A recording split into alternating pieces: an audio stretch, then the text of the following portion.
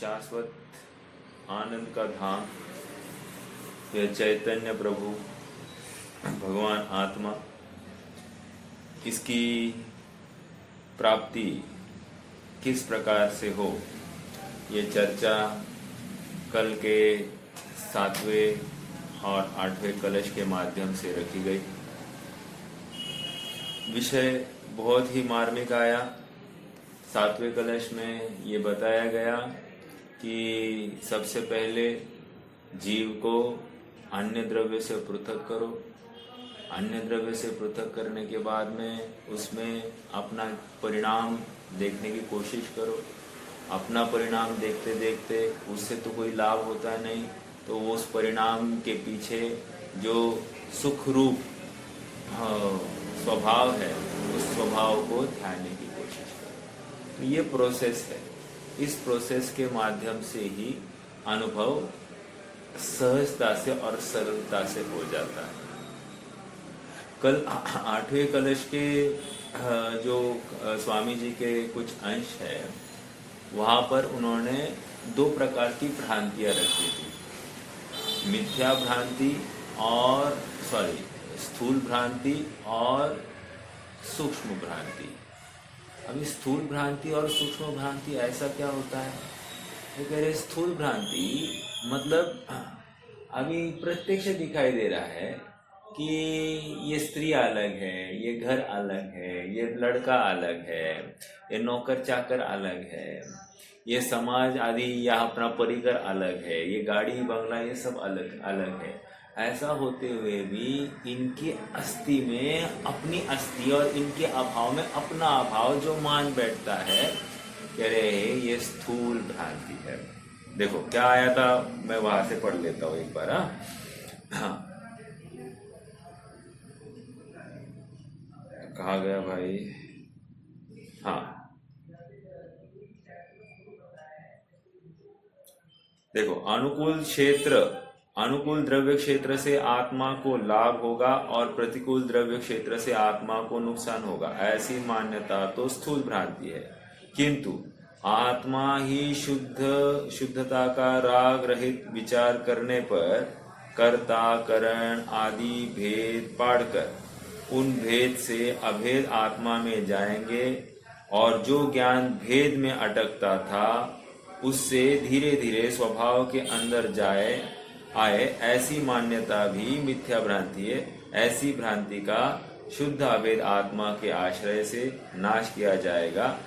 ऐसा यह आत्मा अपने ज्ञान स्वभाव में लीन रहने से स्वाभाविक महिमा और प्रकाशमान रूप सर्वदा मुक्त ही रहेगा। ये सूक्ष्म भ्रांति क्या थी? स्थूल भ्रांति तो समझ में आ गई। सूक्ष्म भ्रांति मतलब अब ये परद्रव्य से हट गया है, शरीर से ही पृथक करने लग गया है। अब ये मात्र अपने आत्मिक परिणाम को नाप रहा है, और ये परिणाम में कर्ता मैं हूँ, करण मैं हूँ, कर्म मैं हूँ, कर्म फल भी मुझ में ही आ रहा है, ये नक्की कर रहा है। इस सारे कार्य का आधार आत्मा ही है, आत्मा में ही उसका फल आ रहा है, आत्मा में से कार्य हो रहा है, आत्मा के लिए सब कार्य हो रहा है, अन्य किसी के लिए नहीं हो रहा है, ये नक्की कर रहा है। और सुनो, और यहाँ तक नहीं, अब मुझे इस परिणाम को आत्मसन्मुख करना है, ये भी कह रहा है।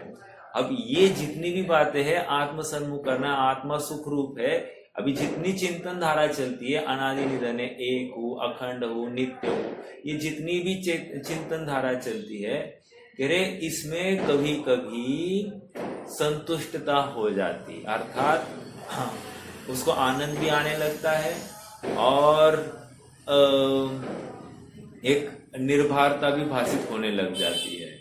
तो कोई जीव इस जगह पर आकर रुक न जाए, इसलिए यहाँ पर बताया गया कि ये भी एक भ्रांति है, मिथ्या है, ये भी मिथ्यात्व है, वो कोई सम्यत्व में खड़ा नहीं, मिथ्यात्व में खड़ा है।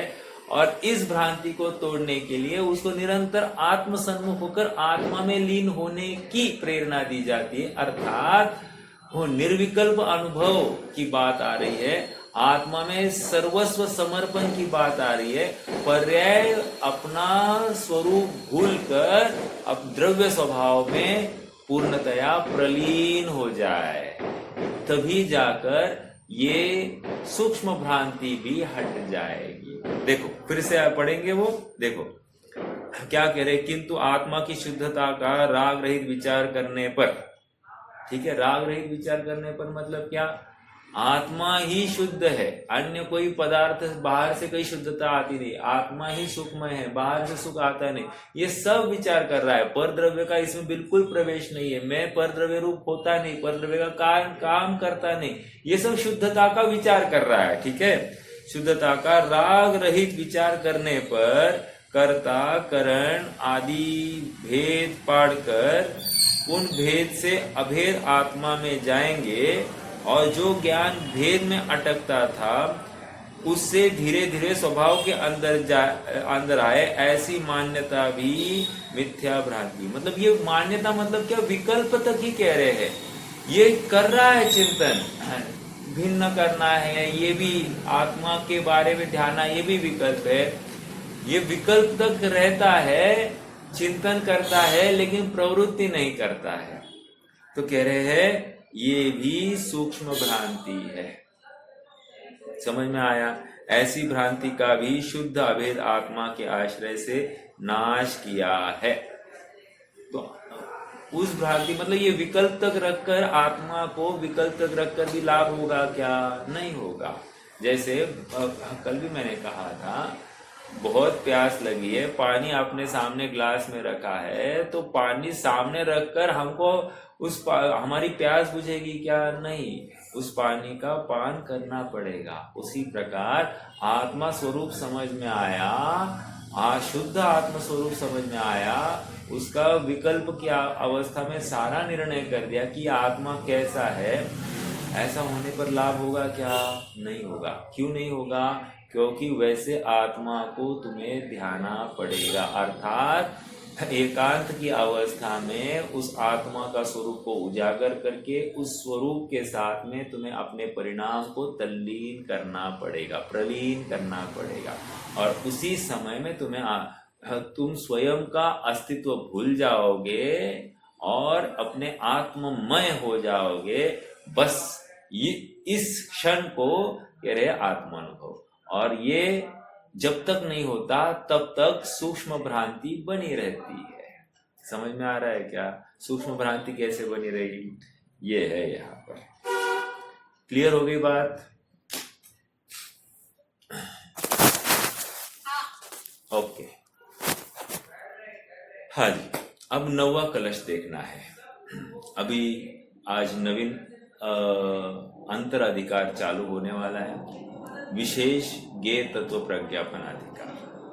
अब तक 93 नंबर की गाथा से इस 126 नंबर की गाथा तक ये जितने भी गाथाएं आई है, ये द्रव्य सामान्य का निरूपण कर रहे हैं। द्रव्य सामान्य का निरूपण मतलब क्या?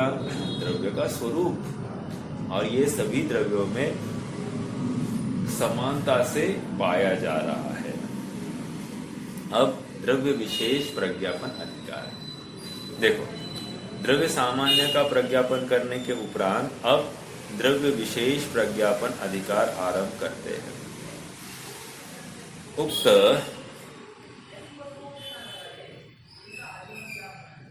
उक्त दोनों अधिकारों की संधि को स्पष्ट करते हुए आचार्य अमृतचंद्र एक छंद लिखते हैं। हम संधि लिख रहे हैं, संधि कर रहे हैं मतलब कुछ बात उधर की होगी, कुछ बात इधर की होगी, तो दोनों की संधि करने के लिए एक कलश लिखा जा रहा है। अनुष्टुप छंद है। द्रव्य सामान्य विज्ञान निम्नं कृत्वेति मानसं तद्विशेष परिज्ञान प्राग्भारः क्रियते धुना। अरे अरे द्रव्य सामान्य का अब तक किया बखान, अब तो द्रव्य विशेष का करते हैं व्याख्यान। ओनली थिंग इज दैट अब तक क्या कहा था और अब क्या कहने वाले हैं, ऐसा अनुक्रमणिका के रूप में ये बात लिखी गई। अब तक हमने क्या किया और अब इसके आगे क्या कहने वाले, इतनी सी बात इस कलश में आ गई है। देखो फिर से पढ़ना है। द्रव्य सामान्य विज्ञानम, द्रव्य सामान्य का ज्ञान हो गया। ओके। निम्नम कृत्वेति मानसम। निम्न का अर्थ क्या है? निम्न का अर्थ होता है अत्यंत गहराई में जाकर हमने बताया, अर्थात मन की गहराई में उतरकर हमने आपको ये कथन किया। इसको निम्न कह रहा है। निमग्न, निम्न वहां से आया है। निम्न हमको क्या लगता है? निम्नलिखित प्रश्नों का उत्तर लिखिए, तो निम्न मतलब नीचे दिए हुए। यहाँ पर नीचे के रूप में नहीं लेना है। निम्नम का अर्थ होता है अत्यंत गहराई में जाकर विस्तार में हमने द्रव्य सामान्य की चर्चा की है। देखो, द्रव्य सामान्य विज्ञानम निम्नम कृत्वेति मानसम। मानसम मतलब मन की गहराई में जाकर हमने किया। आगे, तद विशेष परिज्ञान प्राग्भार क्रियते धुना। प्राग्भार, प्राग्भार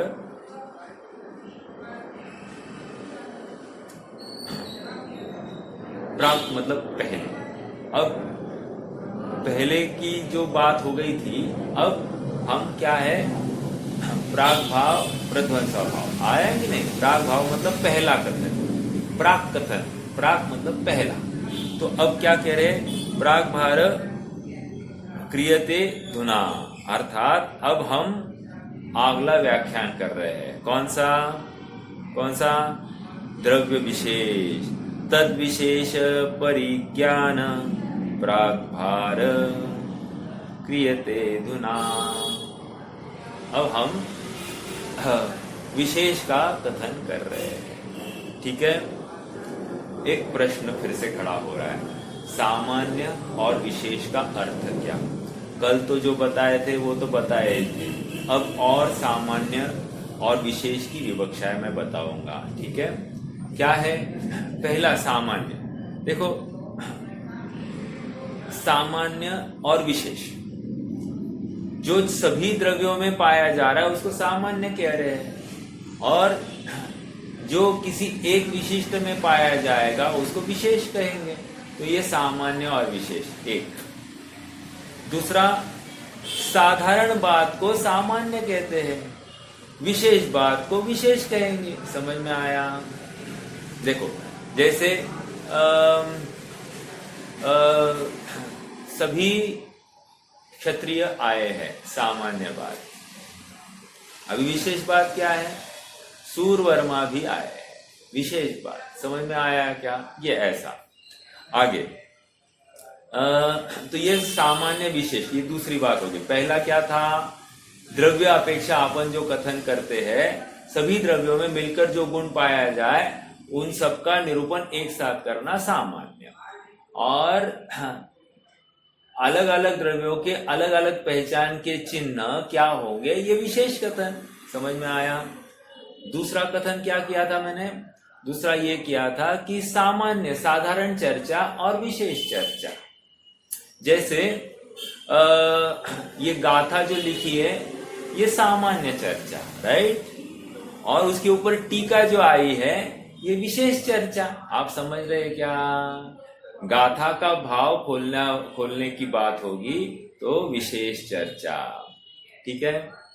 अब लास्ट, संक्षेप कथन, उसको सामान्य कहते हैं।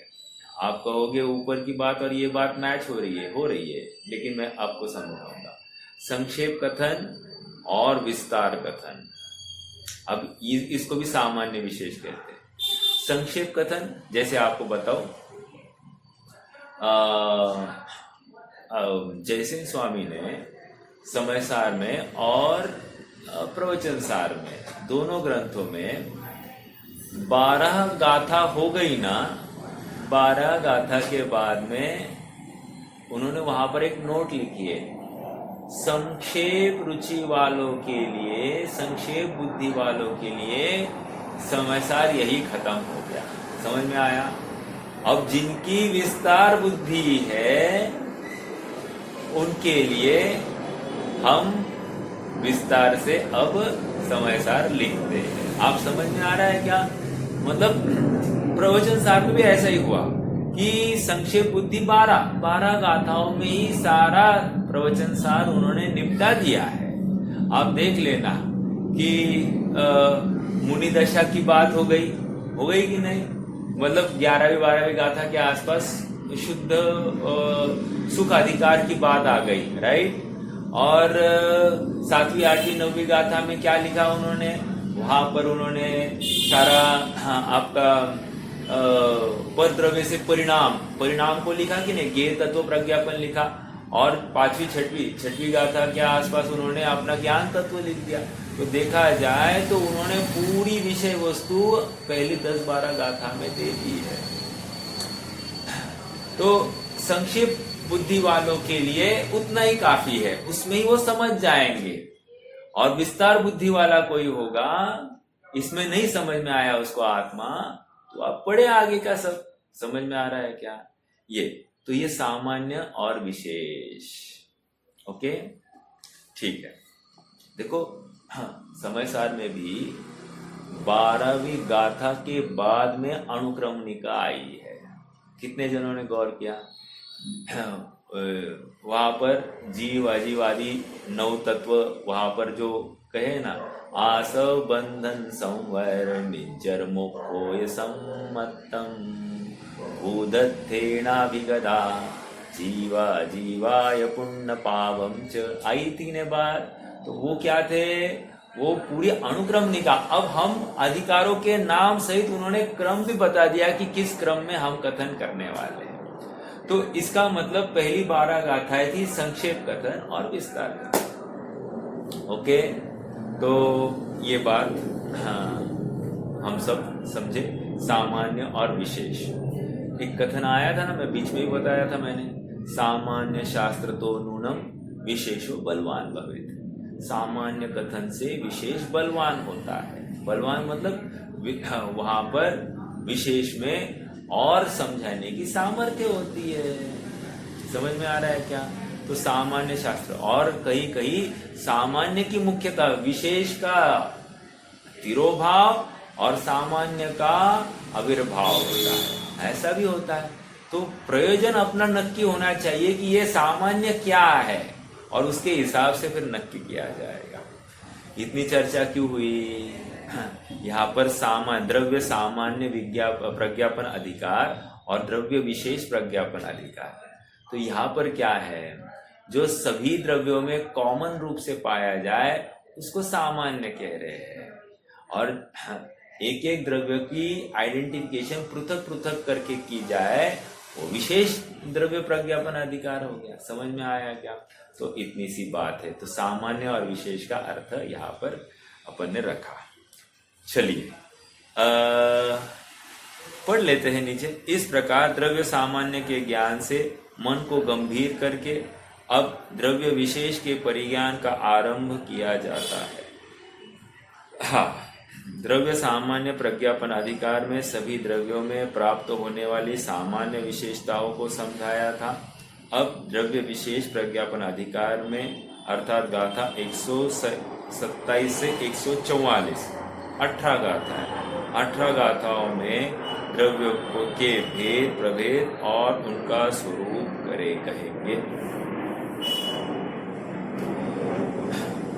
ये जैन सिद्धांत प्रवेशिका चालू हो रही है अपनी, तो दिल थाम के बैठो। हमको लगता है कि प्रवचन सार बड़ों को ही सुनने का है, ऐसा नहीं है। अरे बच्चे भी सुन सकते हैं। खाली नाम बड़ा हुआ इसका मतलब इसमें बहुत बड़ी बात आ रही है, ऐसा नहीं है। पूरा बेसिक इस 18 गाथाओं में आने वाला है। तो बेसिक है इसलिए अपनी बात नहीं है, ये बात तो बिल्कुल नहीं है, क्योंकि बेसिक में ही तो, मूल में ही तो भूल है, तभी तो जाकर जीव भटका है। जब तक बेसिक पक्का नहीं होगा तब तक उसके ऊपर अपनी इमारत, अपने मोक्ष महल की इमारत खड़ी नहीं हो सकती। इसलिए ये बेसिक ज्ञान जरूरी है। ओके, हाँ जी, देखो गाथा 127 उसको अपन पढ़ते हैं। द्रव्य विशेष प्रज्ञापन अधिकार में सर्वप्रथम जीव और अजीव द्रव्य के भेद से द्रव्य दो प्रकार के होते हैं यह बतलाते हैं। अरे कितनी इजी बात, कितनी इजी बात है, बराबर है, इजी है। देखो जितनी इजी लगती है उससे काम तो नहीं हो रहा है। समझ में आ रहा है क्या? ये तोता रट तो बहुत बार की है, लेकिन भाव भाषण किया क्या तुमने?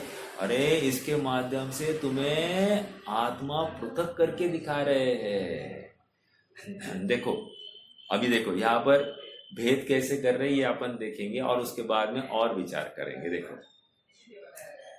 दौवम जीवम अजीवम कैसे पढ़ेंगे? जीवम अजीवम, जीवम अजीवम, मजीवम ऐसा करना है। दौवम जीवम अजीवम, जीवो पुण चेदनो वगो ओगमो पोगल दौवप्पमुहम अचेदनम हवदिय अजीवम।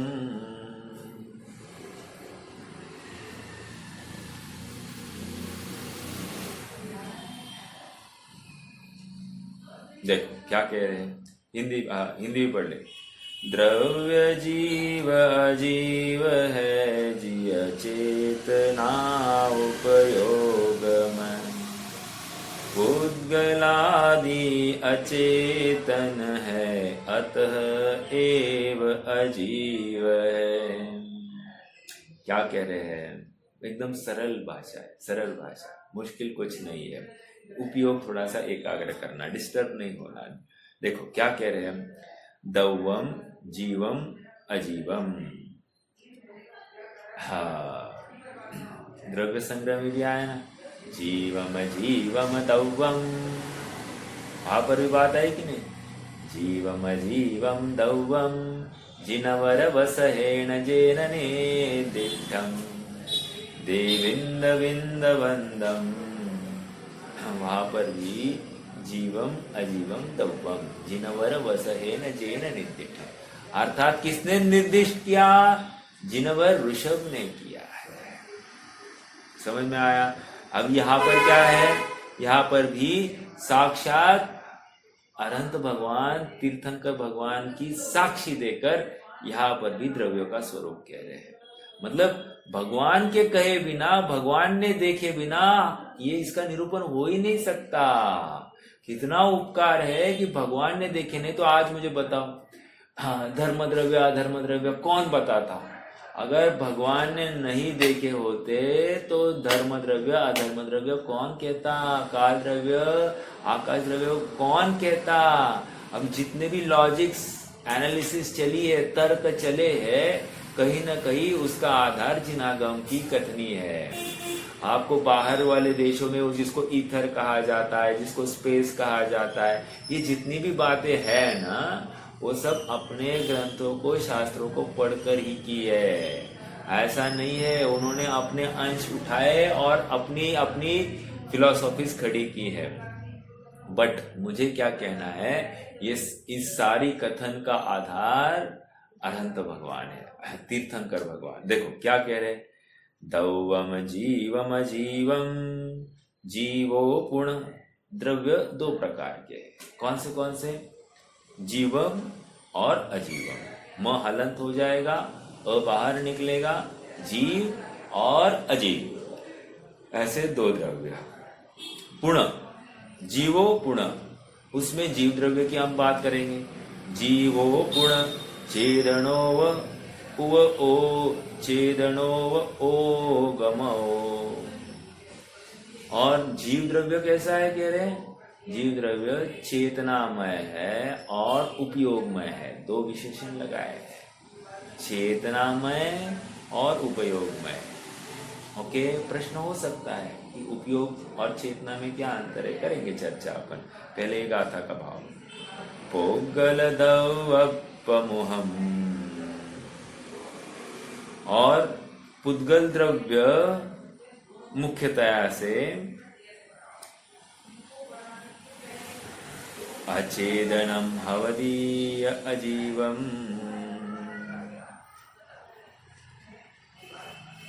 पुद्गल दवपमुहम अर्थात पुद्गल आदि, पुद्गल आदि, पुद्गल द्रव्य आदि की मुख्यता से हवदीय अजीवम। देखो यहां पर भी आदि कहकर पुद्गल को ही ज्यादा करके हाईलाइट किया गया है। आदि चार द्रव्यों को तो उन्होंने कुछ किया बोला ही नहीं है, पुद्गल की मुख्यता लगा दी है। तो ये पुद्गल क्यों? क्योंकि वो दिखाई दे रहा है, परिचय उसके साथ में, उसी का साथ संयोग हो रहा है, बाकी अन्य के साथ संपर्क का अवसर ही नहीं हो रहा है या दिखाई नहीं दे रहा है, हो रहा है तो इसलिए पुद्गल आदि की मुख्यता, मतलब पुद्गल की मुख्यता से आदि सब द्रव्य क्या है, अजीव की कैटेगरी में लिए जाएंगे। ठीक है, ऐसे दो प्रकार के भेद करके दिखाया है। प्रश्न खड़ा हुआ है कि साहब आपने कैटेगरी की है, बराबर है, क्या कैटेगरी की है? जीव अजीव। क्यों साहब, द्रव्य छे कि नहीं? तो आपने पुद्गल अपुद्गल ऐसा भेद करते। आप जैसे पंचास्तिकाय ग्रंथ लिखा, पंचास्तिकाय ग्रंथ में कैसे भेद किया है? पंचास्तिकाय में कैसे भेद किया है, कौन बताएगा? पंचास्तिकाय में बोलिए, एनीबडी?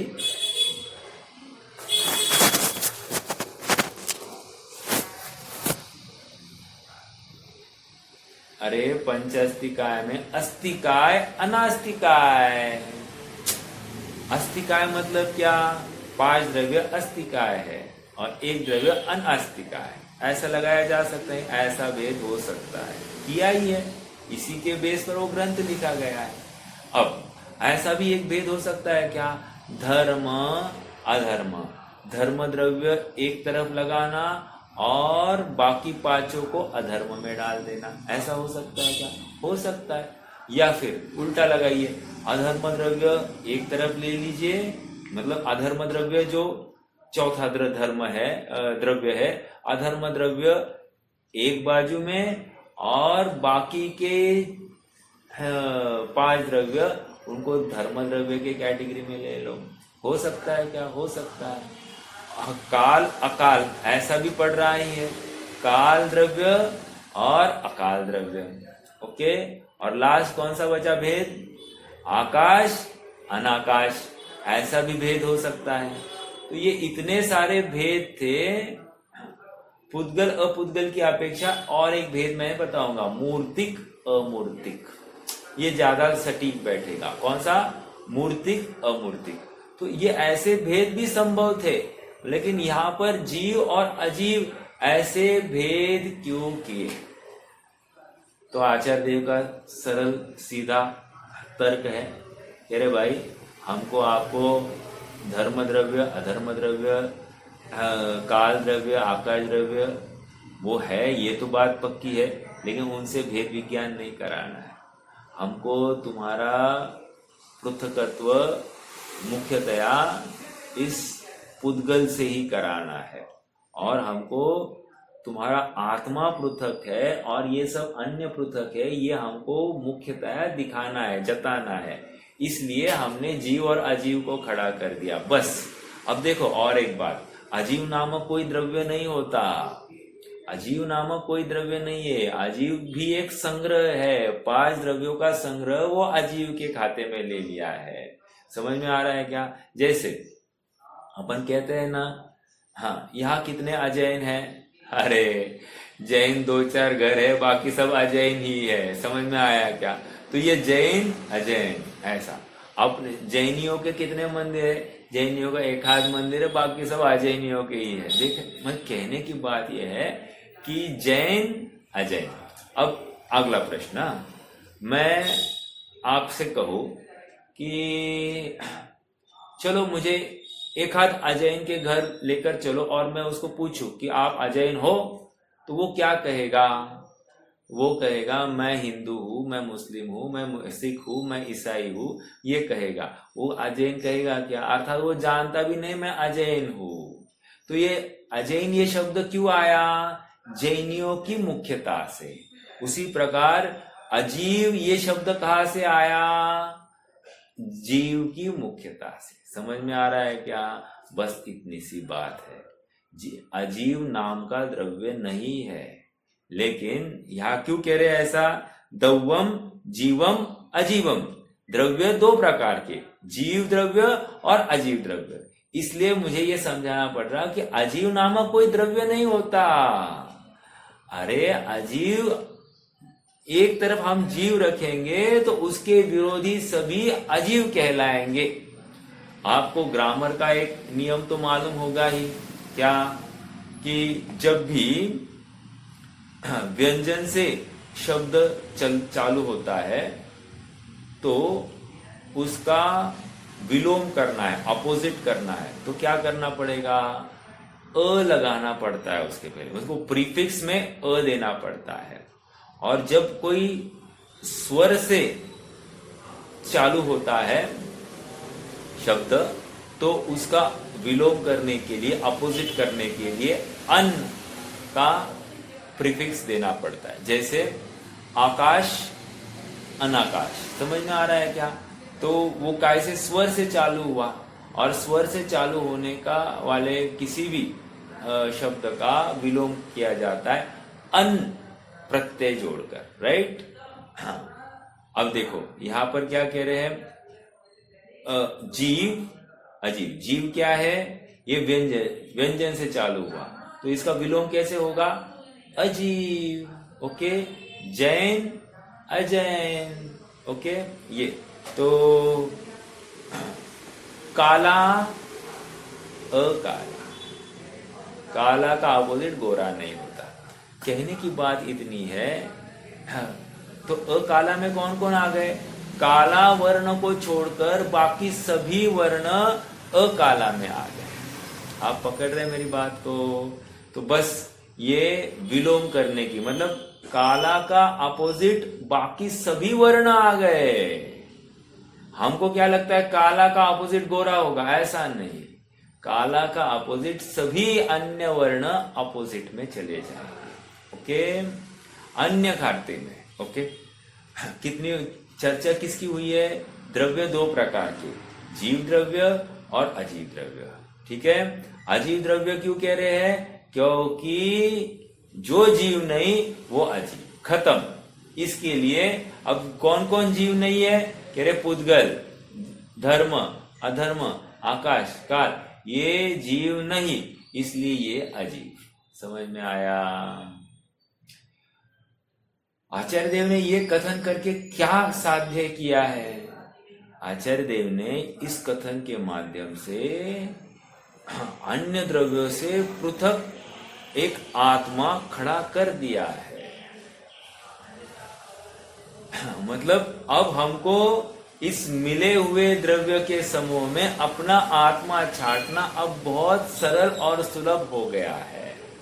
नहीं तो आज तक क्या हो रहा था, मिली जुली सरकार में उस मिलावट में ही अपना अस्तित्व खो गया था।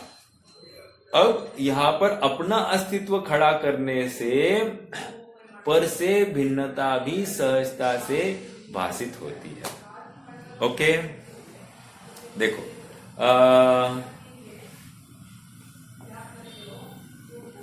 पढ़ेंगे अपन, है ना? Page number 171। द्रव्य जीव और अजीव है, उनमें चेतना और उपयोग में जीव है।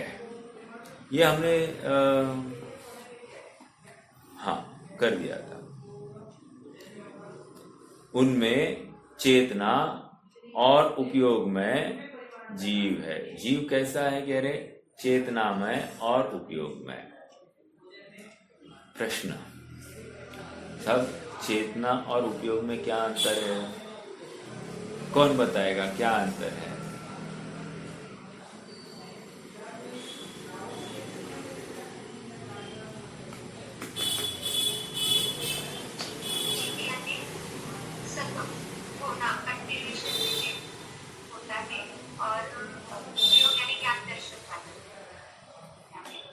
नहीं नहीं, चेतना और उपयोग इनका अंतर चाहिए।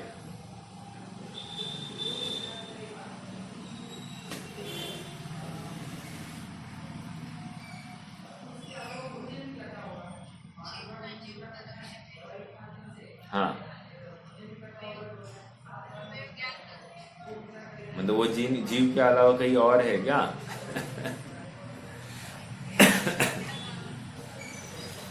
देखो, लॉजिकली विचार कीजिए तो चेतना और उपयोग एकार्थवाची है। फिर ऐसे दो बातें क्यों लिखी? इसलिए लिखी क्योंकि चेतना जड़त्व का अपोजिट है। आप थोड़ा सा विचार करना, चेतना जड़त्व का अपोजिट है। वैसे एक बात तो, पहली बात तो चेतना और उपयोग एकार्थवाची है, ओके। लेकिन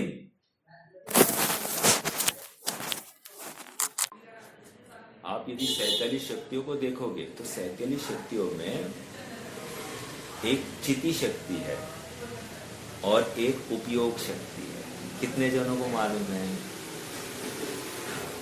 एक मिनट, मैं जस्ट कंफर्म भी कर लूं। एक मिनट जस्ट होल्ड कीजिए।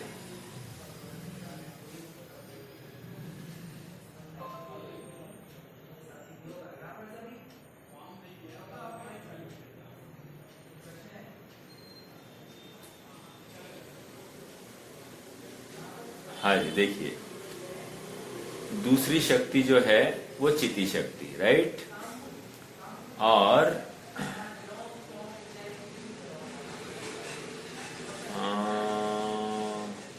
19वीं शक्ति जो है वो परिणाम शक्ति है।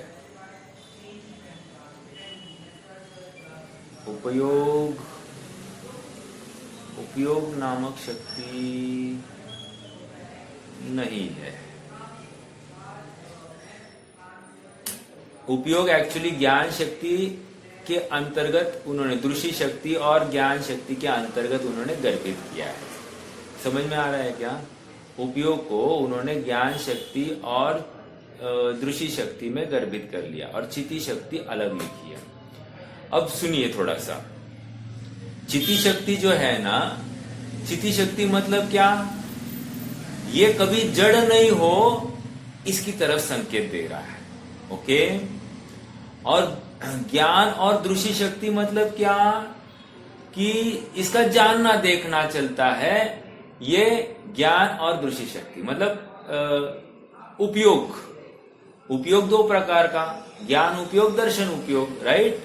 और चिति शक्ति मतलब ये जड़त्व नहीं होता है उसकी तरफ लेके जा रहे हैं।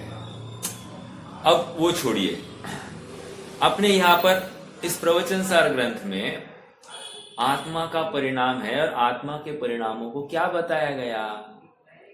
ज्ञान चेतना, ऐसा कहा कि नहीं कहा?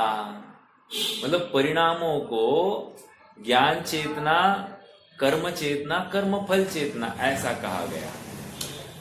अब परिणाम तो चैतन्यमय भी हो सकता है और परिणाम को यहाँ पर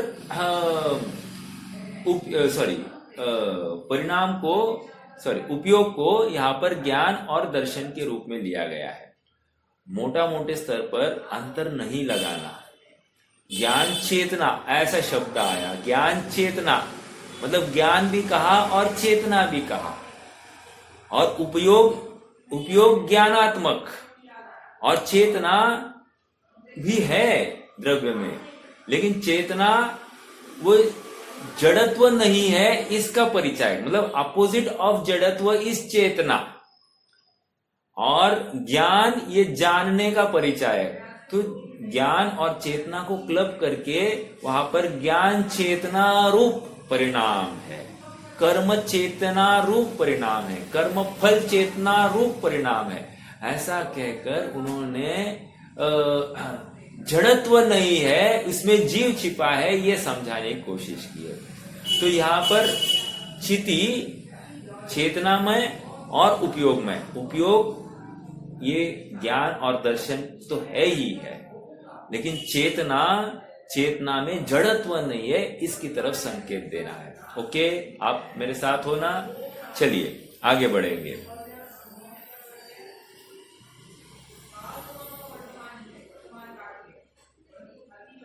अरे मैंने कट कर दिया, एक मिनट ना, जस्ट होल्ड कीजिए। हाँ,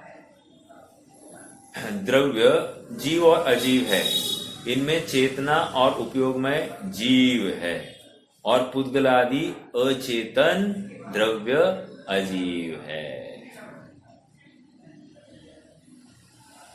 अब देखो वहां पर अनुपयोग में ऐसा नहीं लिखा, समझ में आया? जैसे उन्होंने चेतना का अपोजिट अचेतन इतना ही लिखा, लेकिन उपयोग का अपोजिट कुछ भी नहीं लिखा। इसका मतलब आचार्य देव को भी चेतना और उपयोग एकार्थवाची है, यही कहना है। नहीं तो फिर अनुपयोग में ऐसा लिख देते ना, कुछ तो नहीं लिखा है। ठीक है, तो ये दूसरा तर्क। लेकिन अपन ने क्या किया, अपन ने चिति शक्ति ये जड़त्व नहीं होती है, इसलिए चेतना मतलब जीव हमेशा चिति शक्ति से युक्त चेतन ही रहता है। क्यों? क्योंकि जड़त्व नहीं होता। अभी देखो जीवत्व शक्ति के माध्यम से क्या आया था, जीवत्व शक्ति से ये जीता है हमेशा, मतलब सत्ता की तरफ संकेत था। चिति शक्ति की तरफ से क्या आया, ये जड़ नहीं हुआ। दो, ये समझकर हमको क्या भान हो रहा है कि मैं कभी भी पुद्गल आदि पदार्थ रूप नहीं हो सकता, ये चेतना की तरफ संकेत हो रही है। और उपयोग को लेकर ज्ञान दर्शन मेरा स्वभाव है, जानना देखना मेरा स्वभाव है, ये भी तो है ना। तो जहां पर चेतना है और जहां पर उपयोग है वो मैं हूं, ये यहां पर सिद्ध करे, अर्थात आत्मा को समस्त द्रव्यों से पृथक करके दिखाया। अब मेरा प्रश्न है, चेतना नामक गुण अन्य द्रव्य में है क्या? उपयोग नामक गुण अन्य द्रव्य में है क्या? नहीं है। तो जीव को अन्य से पृथक करके दिखा दिया है। अब ऐसे जीव को मुझे ध्यान कितना सरल और आसान हो गया है। नहीं तो पहले ऐसा लग रहा था कि ये काला गोरा ऊंचा मोटा दुबला जो कुछ है यह मैं हूं, ऐसा भ्रांति ये जीव निरंतर पाल रहा था। और आज एकदम सरलता से जहां पर चेतना है अर्थात जड़त्व नहीं है, देखो समझाया भी कैसे जा रहा है, जड़त्व की तरफ से, अर्थात जहां पर जड़त्व नहीं है वो मैं हूं, ये समझना ज्यादा सरल है ना।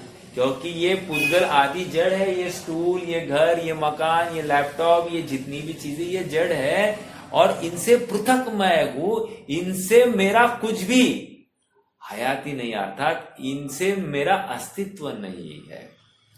जबकि अनादिकाल से यह जीव इन पुद्गलों के आश्रित ही अपना अस्तित्व, अपना स्टेटस मानते आया है। आज भी व्हाट्सएप पर स्टेटस जो रहता है वो पुद्गल ही का तो स्टेटस है। पुद्गल का स्टेटस मतलब पुद्गल की हयाती बताते हैं, लेकिन चेतना की हयाती नहीं दिखा सकते हैं। चलो मुझे तो यहाँ पर एक महत्वपूर्ण मतलब ये कहकर आचार्य देव ने अपने को अपना आत्मा खोलकर दिखाया है। आगे, और पुद्गल आदि अचेतन द्रव्य अजीव है।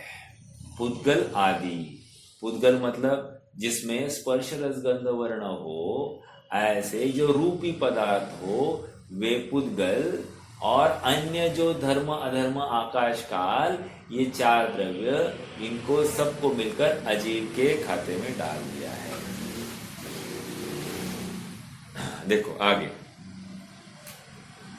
7 तत्वों में तत्वार सूत्र में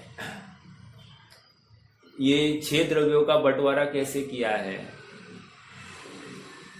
सरल है, वहां पर भी वही बात है। क्या? जीवा जीवा श्रव बंध संवर निर्जरा मोक्षास तत्वम। जीव तत्व, अजीव तत्व। छठाला में जीवादि प्रयोजन भूत तत्व सरदैति नमाहि विपर्यक्त। तो यहाँ पर भी जीव और अजीव में ही तो भेद करना है, क्योंकि हमारा मूल प्रयोजन जीव को दिखाना है। आगे देखो, जीव पुद्गलादि अचेतन द्रव्य अजीव है। अब देखो अमृतचंद्र स्वामी की टीका। इस लोक में एकत्व के कारणभूत द्रव्यत्व सामान्य को छोड़े बिना विशेष लक्षणों के सद्भाव के कारण एक दूसरे से पृथक किए जाने पर द्रव्य जीवत्व और अजीवत्व रूप विशेष को प्राप्त होते हैं।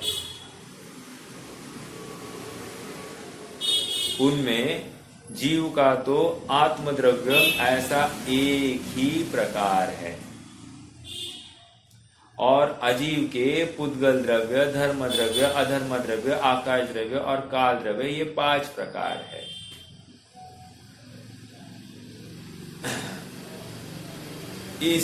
इनमें जीव का विशेष लक्षण चेतना उपयोगमयत्व है और अजीव का विशेष लक्षण अचेतनत्व है। देख क्या कह रहे हैं, फिर से बहुत सरल भाषा है। इस लोक में एकत्व के कारणभूत द्रव्यत्व सामान्य को छोड़े बिना, द्रव्यत्व सामान्य को छोड़े बिना मतलब सामान्य गुण तो है ही द्रव्य में, इनमें कोई दो राय नहीं है कि ये सब अभी जो चर्चा की थी, क्या थी द्रव्य सामान्य की चर्चा? थोड़ा सा कोई मुझे एक हाथ द्रव्य सामान्य की चर्चा याद करा सकता है क्या? द्रव्य सामान्य की क्या चर्चा आई थी जो सभी द्रव्यों में पाई गई है?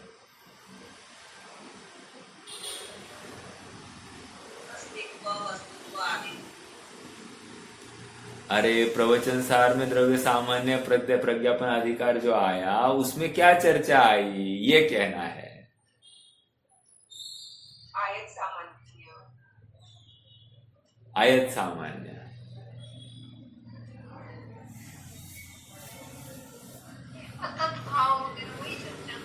हाँ ना बाबा। अरे सबसे पहले द्रव्य परिणाममय है, एक वो परिणाम उत्पाद व द्रव्यात्मक है, 2 समझ में आ रहा है क्या? ये चर्चा है। तो ये जो चर्चा है द्रव्य और गुण में अतत भाव है, वो जो चर्चा आई थी वो द्रव्य का अवस्था, उसको 2 दृष्टियों से देखा जाए तो द्रव्यार्थिक नय और पर्यार्थिक नय से हमको द्रव्य 2 प्रकार का दिखाई देता है, ये चर्चा आई थी। तो ये जो है ना द्रव्य सामान्य अधिकार है, तो ये सब थे, है, बराबर है। तो ये बात इस लोक में एकत्व के कारणभूत द्रव्यत्व सामान्य को छोड़े बिना, इस शब्द में वो पिछली जितनी 30-35 गाथाएं जो कुछ होगी, 30 गाथाएं, उन सब गाथाओं को यहाँ पर गर्भित कर दिया। उनको छोड़ो मत, उनको पकड़े रखना। ऐसा होते हुए भी छोड़े बिना ही विशेष लक्षणों के सद्भाव के कारण एक दूसरे से पृथक किए जाते हैं। मतलब ये द्रव्यों को हम पृथक कैसे करेंगे? ठीक है, ये सब द्रव्य है, द्रव्य सामान्य, सबका उत्पाद व द्रव्यात्मक परिणाम है, प्रत्येक का उत्पाद व द्रव्यात्मक परिणाम अपने में होता है, अपने बाहर होता ही नहीं है, सब समझ लिया। प्रत्येक द्रव्य का अपने गुणों के साथ अतत भाव है। हाँ, वो उनका सर्वथा अभाव नहीं है, सर्वथा अभाव 2 द्रव्यों में होता है। ये सब बातें हमने समझ ली गे तत्व सामान्य प्रज्ञापन अधिकार में, लेकिन और ये सभी गुण उन सब में पाए जा रहे हैं, लेकिन इससे हमको लाभ नहीं हुआ। क्या लाभ नहीं हुआ? हम इनमें से अपनी आत्मा को छाट नहीं पाए, अर्थात ये मेरी आत्मा, ये छाट नहीं पाए। तो कैसे छाटे? तो उसके लिए ये कथन किया जा रहा है। क्या किया जा रहा है? देखो, विशेष लक्षणों के सद्भाव के कारण एक दूसरे से पृथक किए जाने पर द्रव्य जीवत्व और अजीवत्व रूप विशेष को प्राप्त होते हैं। इन द्रव्यों को पृथक कैसे किया जाए? कुछ विशेष लक्षणों के माध्यम से। वे लक्षण क्या है? कह रहे सरल है, जहां पर चेतना है, जहां पर उपयोगमयपना है, ये जीवत्व है, और जहां पर ये नहीं है, अचेतनता है, वो क्या है? वे अजीवत्व है। बस खत्म हो गई। हमने एक घाव में दो टुकड़े कर दिए, भेद विज्ञान करके दिखाया है। ओके, देखो वही बात आई। एक दूसरे से पृथक किए जाने पर द्रव्य जीवत्व और अजीवत्व रूप विशेष को प्राप्त होते हैं। उनमें जीव तो, अब जीवत्व क्या है? उनमें जीव तो आत्मद्रव्य ऐसा एक ही प्रकार है, और अजीवत्व के कितने प्रकार है? पुद्गल द्रव्य, धर्म द्रव्य, अधर्म द्रव्य, आकाश द्रव्य और काल द्रव्य, ऐसे 5 प्रकार है। ओके, सारा प्रयोजन क्या था? प्रयोजन एक अपने आत्मा को दिखाना था, तो दिखा दिया हमने। फिर बाकी सबको दूसरे कैटेगरी में डाल दो ना। समझ में आया क्या? बस आगे बढ़ते हैं। देखो, जो उपयोग है ना, उपयोग के भी 2 भेद किए ना। चक्षु दर्शन उपयोग, मतलब दर्शन उपयोग के 2 भेद किए, चक्षु दर्शन उपयोग और अचक्षु दर्शन उपयोग। ऐसा क्यों किया था? क्योंकि चक्षु दर्शन उपयोग इमीडिएटली समझ में आता है, और अचक्षु दर्शन उपयोग वो प्राप्यकारी अप्राप्यकारी इन 2 भेदों में था ना। उसी प्रकार कोई ना कोई प्रयोजन था कि क्योंकि इंद्रिया तो 5 है, तो वहां चक्षु दर्शन उपयोग और अचक्षु दर्शन उपयोग ऐसा क्यों लिया? घ्राण अघ्राण, रसना अरसना, कर्ण अकर्ण, ऐसे आपने क्यों नहीं लिए? क्योंकि आग के माध्यम से फटाक से वस्तु की प्राप्ति इमीडिएटली की जा सकती है, वो सहज सुलभ है। बाकी अन्य को प्राप्त करना पड़ता है मैसेज, विषय, और उसके बाद में जानकारी होती है। आग को कहीं जाना नहीं पड़ता है। वहां मुख्यता की तरफ से आग के योग्य जो दर्शन उपयोग, उसको पहले बाजू को निकाला, और बाकी जितने हैं उनको दूसरे में डाल दिया। बराबर उसी प्रकार यहाँ पर प्रयोजन हमारा जीव का है, जीव की प्राप्ति है। तो जीव को प्राप्त करने के लिए एक जीव द्रव्य अलग निकाला, और जो जीव नहीं है वे बाकी सब अजीव है। ये बात आ गई। ये पृथक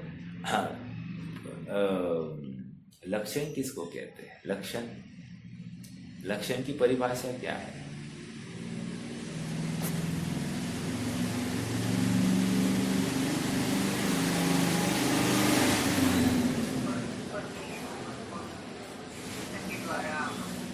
हाँ, व्यतिकीर्ण वस्तु व्यावृत्ति हेतुर लक्षणम, अर्थात जिस हेतु के द्वारा वस्तुओं को पृथक पृथक किया गया, हेतु। वो हेतु क्या है? यहां पर कह रहे हैं हेतु है चेतनपना, उपयोगपना। इस हेतु के माध्यम से हमने एक जीवत्व हटाया और बाकी सब अजीवत्व में पाछो डाल दिए। समझ में आया क्या? हेतु, जिस हेतु के माध्यम से हमने इन समस्त मिले हुए द्रव्यों में से अपना जीवत्व बाजू को निकाला, वो निकालने का हेतु क्या था? उपयोग और चेतना। ठीक है, आगे।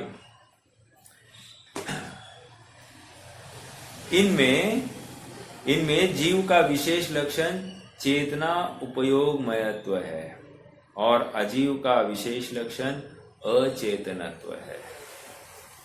एक प्रश्न है आप सबसे, वैसे आगे करने वाले हैं वे भेद करेंगे ही करेंगे। जैसे यहाँ पर जीव अजीव किया ना, ऐसा आगे चलकर रूप मूर्तिक अमूर्तिक भी करने वाले हैं। हाँ, लेकिन वहां पर भी प्रयोजन है। मूर्तिक खड़ा करके वे पुद्गल द्रव्य को समझाएंगे।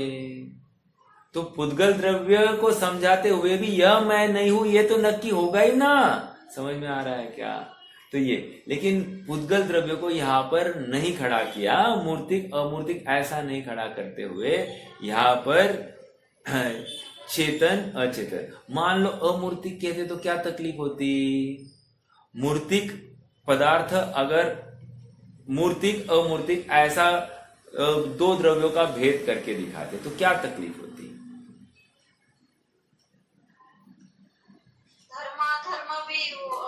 हाँ, तो उसमें अपना आत्मा अभिव्यक्त नहीं होता। समझ में आया? वो इतना ही समझता कि भाई स्पर्श रस गंध वर्ण वाला जो नहीं होता है वो आत्मा बराबर। लेकिन फिर भी आत्मा की प्राप्ति हुई क्या? हो सकता है कि धर्म अधर्म आकाश काल की प्राप्ति हो जाए। इसीलिए यहाँ पर आत्मा अर्थात जीव वस्तु कैसी है उसकी मुख्यता यहाँ पर खड़े करने का मूल उद्देश्य। ठीक है, आगे देखो। वैसे आत्मा को बताने के लिए अरसम अरूपम गंधम यही गाथा आई है ना। अब देखो जरा लगाइए, अरसम अरूपम गंधम अवत्तम चेदना गुणम सद्दम जान अलिंग गहनम जीवो मणिदिट्ठ संठानम। सारा परिचय पुद्गल की तरफ से यह नहीं यह नहीं यह नहीं यह नहीं ऐसा। अरसम अरूपम गंधम, अरस अरूप, अरस मतलब रसना इंद्रिया, अरूप मूर्तिकपना, अरूपम अगंधम, अरूपम मतलब चक्षु इंद्रिय का विषय होगा, अगंध घ्राण इंद्रिय का विषय। अरसम अरूपम गंधम अवत्तम चेदना गुणम सद्धम, असद्धम कर्णेंद्रिय का विषय। तो कहने की बात यह है कि पांच इंद्रियों की तरफ से इसको पहले ये नहीं ये नहीं ये नहीं ये नहीं ये नहीं नहीं नहीं किया, लेकिन एक पॉइंट वहां पर दे दिया, क्या? चेदना गुणम, अस्थि पर गुण एक खड़ा किया आत्मा को दिखाने के लिए, चेतना गुण। इसका हिंदी अनुवाद क्या? चैतन्य गुणमय आत्मा अव्यक्त अरस अरूप है, जानो अलिंग गहन इसे यह अनिर्दृष्टि अशब्द है। वहां पर भी खड़ा किया है ना, चेतना चेतना चेतना। चैतन्य को खड़े किए बिना आप आत्मा को कैसे ग्रहण कर पाओगे? तो भले आपने अरस अरूपी सब बोल दिया, लेकिन चेतना नहीं बोला होता तो गाथा इनकम्प्लीट। समझ में आई? चलो आगे देखो। स्वधर्मों में व्याप्त होने से स्वरूप रूप से प्रकाशित होती हुई अविनाशी भगवती संवेदन रूप चेतना। क्या बात है! देखो, अविनाशी भगवती संवेदन रूप चेतना के द्वारा तथा चेतना परिणाम लक्षण द्रव्य परिणति रूप उपयोग के द्वारा जिसमें निष्पन्नपना अवतरित प्रतिभासित होता है वह जीव है, और जिसमें उपयोग के साथ रहने वाले यथोक्त चेतना का अभाव होने से बाहर तथा भीतर अचेतनपना अवतरित प्रतिभासित होता है वह अजीव है। विशेष लक्षणों की चर्चा, मतलब विशेष यहाँ पर विशेषणों की चर्चा चल रही है। देखो, स्वधर्मों में व्याप्त होने वाला, मेरा आत्मा कैसा है? स्वधर्म में व्याप्त होने वाला, अर्थात ये कभी भी पर धर्म में व्याप्त होता नहीं है। अर्थात स्पर्श रस गंध वर्ण इनमें व्याप्त होता ही नहीं है। हिलने डुलने का कर्ता होता ही नहीं है। समझ में आ रहा है क्या? ये किसी को जगह देने का कर्ता बनता ही नहीं है। तो ये क्या आ गई बात? पर धर्मों में व्याप्त होता ही नहीं है। स्वधर्म में ही व्याप्त होने से स्वरूप रूप से प्रकाशित होती हुई अर्थात अपने से ही प्रकाशित होता है, अन्य से नहीं प्रकाशित हो रहा है। महत्वपूर्ण बात क्या है? स्वरूप रूप से प्रकाशित होता है। मतलब हाँ, ये अपने से ही प्रकाशित किया जा सकता है, अन्य की आवश्यकता नहीं, अन्य का अवलंबन नहीं है। अर्थात अभी भी मैं ये जब ये वचन सुनने में आ रहे हैं तो वचन स्वरूप रूप से प्रकाशित हो रहे हैं, अन्य प्रकार से नहीं। अर्थात उनका मेरे ज्ञान दर्पण पर प्रतिबिंब हो रहा है।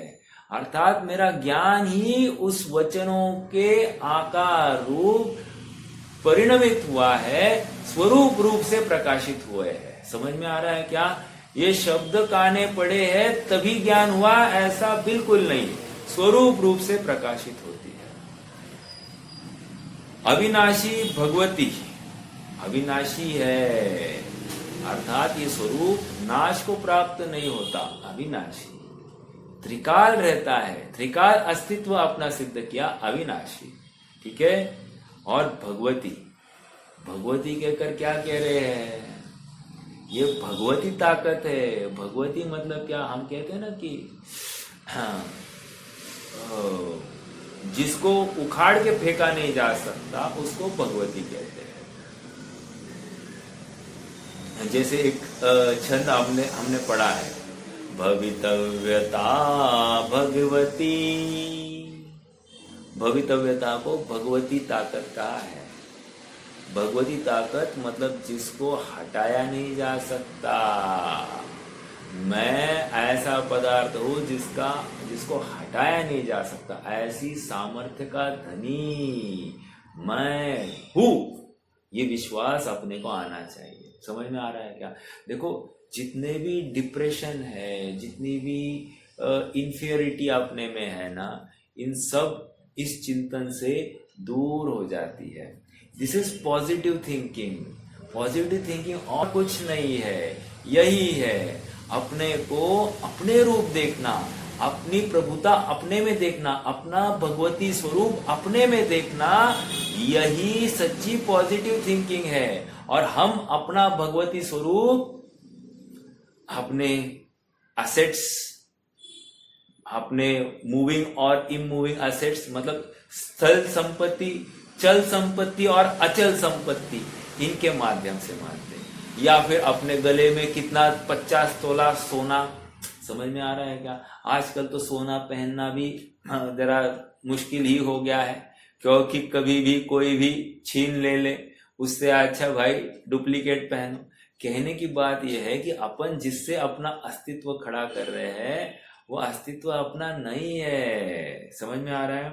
हाँ, तो अविनाशी भगवती संवेदन रूप चेतना। संवेदन, संवेदन ये शब्द आया है। संवेदन मतलब क्या? जो वेदती है, जहां पर वेदन होता है। वेदन होता है मतलब ज्ञान होता है, जानना होता है, वेदन। समझ में आया? संवेदन रूप चेतना के द्वारा तथा चेतना परिणाम लक्षण द्रव्य परिणति रूप उपयोग के द्वारा। चेतना परिणाम लक्षण द्रव्य परिणति रूप उपयोग के द्वारा। अभी चेतना का लक्षण क्या? तो कह रहे हैं उपयोग। इन शॉर्ट यहाँ पर चेतना और उपयोग में अंतर नहीं करना चाहते, लेकिन क्या करे, चिति शक्ति इन्हीं आचार्य ने अलग लिखी है और ज्ञान शक्ति, ज्ञातृ शक्ति और दृश्य शक्ति अलग लिखी है। फिर भी यहाँ पर क्या कह रहे हैं? द्रव्य परिणति रूप उपयोग के द्वारा, जिसमें निष्पन्नपना अवतरित प्रतिभासित होता है। निष्पन्नपना मतलब क्या? निष्पन्नपना मतलब ऐसा कोई भी पदार्थ नहीं जो इसके ज्ञान के बाहर हो। अर्थात हर पदार्थ निष्पन्न होता है। ठीक है। एक दूसरा क्या कह रहे हैं? द्रव्य परिणति रूप उपयोग के द्वारा जिसमें निष्पन्नपना अवतरित हुआ है। निष्पन्नपना अर्थात प्रत्येक समय में है का वो जो वेदन हो रहा है, वो काय से हो रहा है? इस चेतना परिणाम लक्षण के माध्यम से हो रहा है कि मैं हूं ये जान कौन रहा है। जैसे पुद्गल है, पुद्गल जान रहा है क्या मैं हूं? नहीं जान रहा है। धर्म अधर्म आकाश काल द्रव्य ये कुछ जान रहे क्या मैं हूं? नहीं जान रहे। लेकिन जो जान रहा है कि मैं था, मैं हूं, मैं रहूंगा, ये निष्पत्ति, ये निष्पन्नपना, ठीक है, निष्पन्नपना अवतरित प्रतिभासित होता है, वह जीव है। और जिसमें उपयोग के साथ रहने वाले यथोक्त चेतना का अभाव होने से बाहर तथा भीतर अचेतनपना अवतरित प्रतिभासित होता है, वह अजीब है। इसकी चर्चा अपन कल करेंगे। आज के लिए रुकते हैं। कोई प्रश्न है तो रख सकते हैं, नहीं तो